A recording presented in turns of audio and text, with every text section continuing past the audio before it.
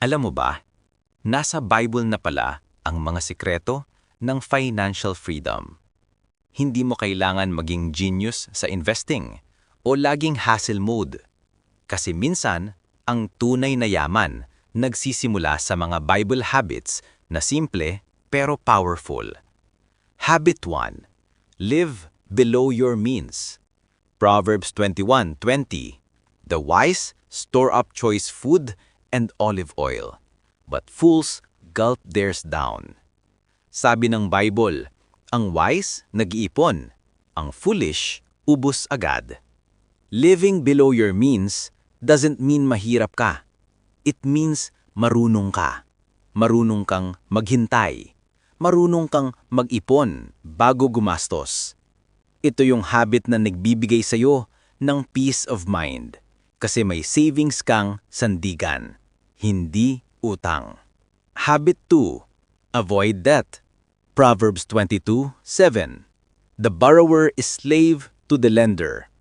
Ang utang, parang chain. Habang dumadami, lalong mabigat. Kaya sabi ni Lord, iwasan mo ito. Hindi para pahirapan ka, kundi para protektahan ka. Because freedom isn't about how much you earn, it's about how much control you have over your money. Habit 3. Work diligently. Proverbs 10:4.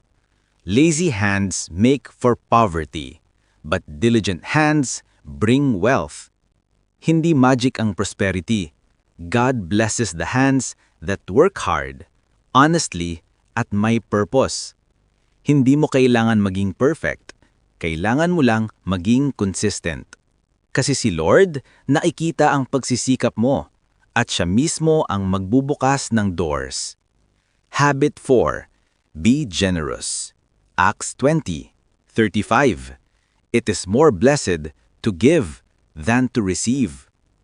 Kapag natutunan mong magbigay, kahit hindi sobra, parang nagiging daluyan ka ng blessings ni Lord.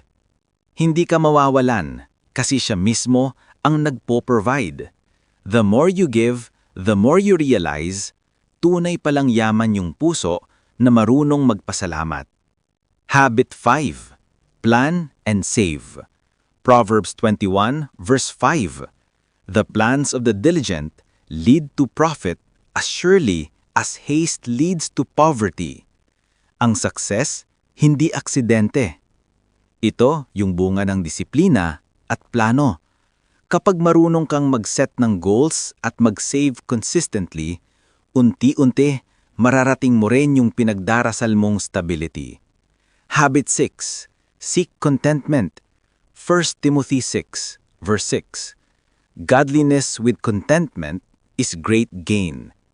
Ang mundo, laging may kasabihang kulang pa. Pero si God nagtuturo ng ibang mindset. Enough na. Kapag natutunan mong makontento, hindi ibig sabihin titigil ka.